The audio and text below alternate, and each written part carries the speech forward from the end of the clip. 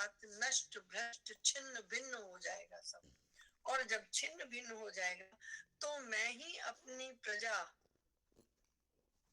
राजा के अर्थ में प्रजा आती है, पालक के अर्थ में प्रजा आती है, पालनहार के अर्थ में प्रजा आती है।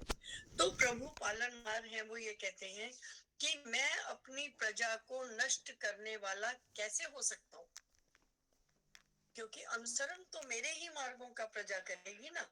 और अगर मैं अपने कर्मों को बहुत सोच विचार कर ध्यान से नहीं करूंगा तो फिर लोग उसके ऊपर जब चलेंगे तो वो नष्ट हो जाएंगे, वो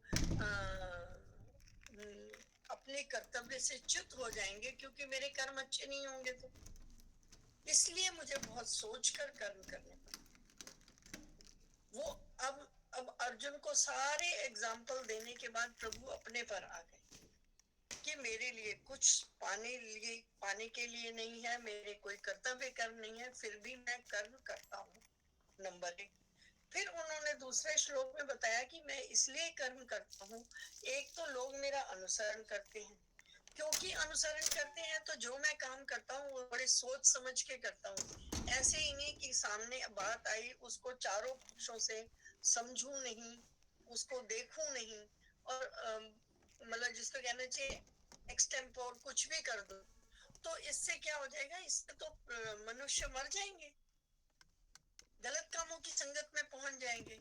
तो मैं ऐसा नहीं कर सकता। मैं ऐसा इसलिए नहीं करता हूँ क्योंकि इससे क्या होगा कि विधि पूर्वक यदि काम ना किया गया तो हानि हो जाएगी, और मैं ऐसे काम तो नहीं कर सकता जिससे मनुष्य स्वयं ही नष्ट भ्रष्ट हो जाए या छिन्न भिन्न हो जाए। या मैं मनुष्यों के सामने कोई ऐसा कार्य करके उदाहरण नहीं देना चाहता जिसको लोग अगर करें या मेरे पीछे चले तो उनको किसी तरह कि कृष्ण ने किया था वो तो ठीक हो गया और मैं कर रहा हूँ तब तो ठीक नहीं हो रहा, इसका मतलब कृष्ण ने ठीक नहीं किया। तो वो ये कहते हैं कि मैं इसलिए, लेकिन कार्यों से मेरी भी विरक्ति नहीं है। कहने का भाव है कि काम को करो, निश्चयात्मिका बुद्धि से करो। और निश्चयात्मिका बुद्धि कब होगी, जब संशय नहीं होगा। और संशय कब नहीं होगा, जब आपने भली भांति सोच विचार उसके ऊपर कर लिया है, तभी आप संशय रहित हो सकते हैं। तो संशय रहित होकर निश्चयात्मिका बुद्धि से किए गए काम को मैं करता हूँ, ताकि जो जो मेरा अनुसरण करेंगे वो सब सुखी रहेंगे, इसका अर्थ। तो वो ये कहते हैं कि सक्ता कर्मण्य विद्वांसो यथा कुर्वन्ति भारत, कुर्यात् विद्वांस तथा सक्तः चिकीर्षुर लोक संग्रहम।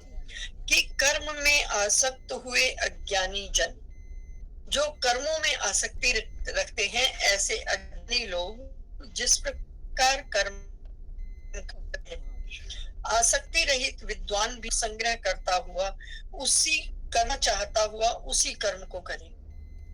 न बुद्धि भेदम जनेद ज्ञानानां कर्म संगिनाम। 25 और 26 इकट्ठा देखेंगे। जोशेत सर्व कर्माणि विद्वान युक्त समाचरण। कहते हैं कि हे परमात्मा के स्वरूप में अटल स्थित ज्ञानी पुरुष को चाहिए कि वह शास्त्र विहित कर्मों में आसक्ति वाले अज्ञानियों की बुद्धि में भ्रम, कर्मों में अश्रद्धा उत्पन्न ना करे और स्वयं शास्त्र विहित कर्म भली भांति करता हुआ उनसे वैसा करवाए। कितनी बढ़िया बात कही है। किसी ने ये कहा, ये जो हम करते हैं कि हम दूसरे को सुधारने लग जाते हैं, उसके लिए प्रभु ने मना किया है। उन्होंने कहा है कभी किसी को उपदेश से मत सुधारो, जिसके लिए हमने शुरू में ये कहा था कि अगर कोई व्यक्ति शास्त्रों में श्रद्धा नहीं रखता है और वो अपनी जितनी उसमें थोड़ी बड़ी भक्ति है, श्रद्धा है, वो अपने हिसाब से प्रभु के कार्य में लगा है, उसको कर रहा है, तो ऐसी श्रद्धा को क्या कहेंगे? ऐसा प्रश्न अर्जुन ने 9वें अध्याय में किया है। तेषां निष्ठा तु का कृष्ण, सत्वमा हो रहा, तो वो ये कहते हैं कि ऐसे लोगों को भी कुछ कहने की जरूरत नहीं है, उनको उनके रास्ते पर चलने दो, क्योंकि जब तक अंदर से पुण्य उदय नहीं होंगे, जब तक अंदर से ये समझ नहीं आएगी कि मैं गलत रास्ते पर हूँ, तो वो अपना रास्ता ठीक नहीं करेगा। उनको सुधारने में तुम अपना समय, अपना ज्ञान और अपना वो सब व्यर्थ मत करो, उनको उनके रास्ते पर चलने दो। उसी रास्ते पर चलते हुए जब उनके पुण्य उदय होंगे, उनको मेरा रास्ता तभी मिलेगा ना। तो आप उनको सुधारने मत लग जाओ, अर्थात छिद्रान्वेषण मत करो। छिद्रान्वेषण कहते हैं किसी की कमियों को उजागर मत करो, अपने को देखो, स्वयं के कर्मों को ठीक करो। अगर भगवान चाहते तो क्या इन लोगों को पहले नहीं सुधारने के लिए कह सकते थे? क्या ये जानते नहीं थे ये लोग गलत काम कर रहे हैं? दुर्योधन वगैरह नहीं कुछ कहा। वो कहते हैं कि नहीं, जब तक किसी के पुण्य उदय नहीं होंगे, जब तक उसमें सुधार की समय नहीं आएगा, तब तक वो नहीं सुधरेगा। आप उसको सुधारने के प्रयास में अपने भी कामों को खराब मत करो। वो ये कह रहे हैं कि तुम्हें बिल्कुल भी, आप जैसे अज्ञानी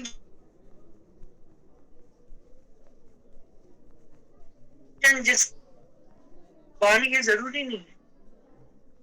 आसक्ति रहित मनुष्य अपने हिसाब से काम करे और आसक्ति से युक्त मनुष्य अपने हिसाब से काम करे। आसक्ति रहित मनुष्य को उसे समझाने की कोई जरूरत नहीं है, उसे अपने कर्मों को करने की जरूरत है। जब आसक्ति रहित मनुष्य अपने हिसाब से कर्तव्य कर्मों को करेगा और वो एक मंजिल को पा जाएगा, एक लक्ष्य को पा जाएगा, तो जो आसक्ति के साथ वाला मनुष्य है, इसको देखकर स्वयं इस रास्ते पर आएगा। लेकिन यदि बार बार उसको ये कहा जाएगा कि देख तू गलत कर रहा है, तू इधर इस रास्ते से चल, देख तू गलत कर रहा है, इस रास्ते से चल, तो खाली कहने मात्र से वो तुम्हारे वाले रास्ते पे या सही रास्ते पे किसी को नहीं लाया जा सकता। आप उसके सामने एग्जाम्पल सेट करो। जैसा किसी समय चाणक्य ने कहा था, किसी ने कहा कि क्या तुम्हारे शास्त्रों पर आधारित राज्य चल सकते हैं? तो उन्होंने कहा इसमें जवाब देने की जरूरत नहीं है। शास्त्रों पर आधारित पहले एक राज्य बनाकर उसको शास्त्रों पर आधारित मार्ग से चलाने की जरूरत है। जब एक राज्य शास्त्र के ऊपर चलेगा और वो सुख संपन्नता को प्राप्त होगा, तो बाकी राज्य उसका अनुसरण करेंगे ही करेंगे। लेकिन अगर वो उसको सुधारता रहेगा तो वो खुद भी तो कहीं नहीं पहुंचेगा, तो वो छिद्रान्वेषण में ही लग गया, हर समय उसकी गलतियां ही ढूंढता रहेगा। तू यहाँ गलत है, तू यहाँ गलत है, तू यहाँ, तो वो खुद अपना उद्धार कब करेगा? वो कहते हैं कि अगर ऐसे में जो आसक्ति रहित व्यक्ति है, वो अपने कर्तव्य कर्मों को करता रहे और एक लक्ष्य तक पहुंच जाए, तो जो आसक्ति युक्त व्यक्ति है, वो उस रास्ते को देखकर उस पर चल पड़ेगा और बार बार बताने की कोई जरूरत नहीं है किसी को, क्योंकि न बुद्धि भेदम जनेत अज्ञानं कर्म संधिना, कि जो परमात्मा के स्वरूप में अटल है, ज्ञानी पुरुष है, आसक्ति रहित कार्य को कर रहा है, वो अगर बार बार उसको बताएगा कि शास्त्र में ये लिखा है, शास्त्र में ये लिखा है, तो ऐसे जो व्यक्ति आसक्ति के अंदर भी है, उसमें बुद्धि भेद पैदा हो जाएगा, अर्थात उसकी बुद्धि विभ्रम आ जाएगी और विभ्रम मनुष्य कोई कार्य नहीं कर पाएगा। तो इससे अच्छा यह है कि वो उसको बिना छेड़े, बिना कुछ कहे, बिना कुछ समझाए, अपने कार्य को करके लक्ष्य तक पहुंचे। अगर एक व्यक्ति पढ़ता है, 3 घंटे पढ़ता है, मन से पढ़ता है और वो फर्स्ट आता है, तो उसको देखकर तो दूसरा व्यक्ति स्वयं से फर्स्ट आने का प्रयास कर लेगा। लेकिन अगर उसको रोज यही बताओ तू मन से पढ़, तू मन से पढ़, और ना तुम पढ़ो ना और दूसरे को कहते रहो कि मन से पढ़, तो फिर ऐसा व्यक्ति दूसरे व्यक्ति को भी कंफ्यूज कर देता है। वो कंफ्यूजन की स्थिति ना हो, वो बुद्धि विभ्रम की स्थिति ना हो, तो उसके लिए तुम्हें उसे कुछ कहना नहीं। बोल बेटा, तेरी आवाज नहीं आ रही। तो उसको कुछ कहना नहीं है, ना ही उससे कुछ ऐसा काम करवाने की आवश्यकता है। केवल अपने निष्काम अकर्तापन से कार्य को करने की आवश्यकता है। जो बुद्धि युक्त व्यक्ति है या जो आसक्ति रहित विद्वान है, उसे शास्त्र विहित कर्मों को करते रहना चाहिए, लेकिन किसी दूसरे को बार बार टोक कर या बार बार समझा कर उसको अपने साथ लाने का प्रयास नहीं करना चाहिए। यदि सामने वाला आपसे नहीं कोई सलाह मांग रहा है तो कृपया उसे सलाह न दें। सीधा सा मतलब हुआ ना। अगर कोई व्यक्ति आपके कर्तव्य कर्म पर चलना चाहेगा तो वो आपसे सलाह मांगेगा। अगर कोई सलाह मांगता है तो उसे अच्छी सलाह जरूर दें, लेकिन अगर कोई आपसे सलाह नहीं मांगता है तो उसे सलाह ना दें। वो आप अपनी अच्छी सलाह पर कार्य करते रहें। आपकी सलाह को जब वो फलीभूत होता देखेगा तो स्वयं से इस रास्ते पर आएगा। प्रकृतेः क्रियमाणानि गुणैः कर्माणि सर्वशः अहंकार विमूढ़ात्मा कर्ता हमिति मन्यते। वो कहते हैं कि वास्तव में सब प्रकार से प्रकृति द्वारा कर्म किए जाते हैं, तो भी जिसका अंतःकरण अहंकार से मोहित हो रहा है वो स्वयं को कर्ता मानता है। अब प्रभु आ गए कि आप कर्ता से अकर्ता कैसे होंगे। कर्ता कौन है? जो कार्य को करता है, कर्ता वही है। लेकिन क्या वास्तव में सभी कर्ता होते हैं? नहीं। कुछ लोग अकर्ता होकर भी कार्य को करते हैं कि भाई मैं यहाँ आया, मैंने फाइलें खोली, मैंने काम किया, अब मैं जा रहा हूं। और ऐसा करने के बाद कि भैया ऑफिस की फाइलें थी, ऑफिस में काम किया, मैं तो घर चला, उसमें मेरा कुछ नहीं। स्वयं के कर्तापन को समाप्त कर देना, इसका अर्थ ये बिल्कुल भी नहीं है कि आप कर्म को ना करें या कार्य को ना करें। नहीं करें, जरूर करें, प्रभु का कार्य समझकर करें, ये आपका कार्य नहीं है। और दूसरी बात, आप काम को कर सकते हो? नहीं कर सकते। अंदर आपका चित्त है, सच्चित आनंद में से जो अंदर चेतन सत्ता है आपके अंदर, कार्य तो वो कर रही है, आप तो नहीं कर रहे हो। तो फिर आप अपने ऊपर कार्यों को लेकर उसके बंधन में क्यों फंसते हो? ये प्रभु का कार्य प्रभु कर रहे हैं, ना ये आपका कार्य है, ना ये आप कर रहे हैं। जिस समय इस भावना से कार्य किया जाएगा तो वो कर्ता होकर भी कर्ता रहेगा। इस स्थिति तक पहुंचने की आवश्यकता है। वो कह रहे हैं कि जो अहंकार वाले हैं, जो ये सोचता है मैंने, और हम क्या करते हैं, हम क्या करते हैं कि जब कोई अच्छा काम हो जाता है तो हम कहते हैं कि ये मैंने किया, देखो मैंने ये काम किया और ऐसा हो गया। और जब कुछ गलत हो जाता है, भगवान की यही मर्जी थी। क्यों भाई? जब गलत हो गया तो भगवान जी की मर्जी थी, जब अच्छा हो गया तो तुम्हारी मर्जी थी। ऐसा नहीं होता ना। या तो अच्छा था तो भी भगवान की मर्जी थी, बुरा था तो भी भगवान की मर्जी थी, दोनों ही प्रभु इच्छा से हुए तो बात ठीक है। जो हम तो बात कर रहे थे कि कितना भी करो, अच्छा या बुरा, गाड़ी हमारी थी, हम गाड़ी के स्टीयरिंग पे बैठे थे, गाड़ी भगवान जी की थी, हम स्टीयरिंग पे बैठे थे और क्लच, गियर और ब्रेक हमारे हाथ में था। तो चोट, अगर मैंने कहीं ब्रेक इस्तेमाल नहीं की या ज्यादा दबा दिया एक्सीलरेटर और गति बढ़ गई, गाड़ी ठुक गई, तो चोट किसको लगेगी? मुझे। लेकिन इसमें मालिक की क्या गलती है? इस दृष्टांत को समझना यहाँ पर कि हम कार्य करें स्वयं कर्ता नहीं होते हुए, और जब हम कर्ता नहीं होंगे तो फिर मालिक की गाड़ी स्वयं अगर वो नहीं चला रहा तो वो ठुकेगा नहीं, चोट उसको नहीं लगेगी। चोट जिसने क्लच गियर नहीं दबाया उसको लगेगी। अगर तुम मैं मेरा में काम करते हो तो वो गलत है, लेकिन यदि आप परमात्मा का कार्य परमात्मा के लिए करते हो तो फिर आप उस फल के उत्तरदायी नहीं। और वो कहते हैं कि जो अहंकार युक्त व्यक्ति हैं, जो विमूढ़ आत्मा है, जो मूढ़ व्यक्ति हैं, अज्ञानी व्यक्ति हैं, वो कहते हैं, वो ये सोचते हैं कि मैं करता हूँ, सारे काम मैं करता हूँ। जब अच्छे हो जाते हैं तो मैं करता हूँ, बुरे होते हैं तो परमात्मा जी करते हैं।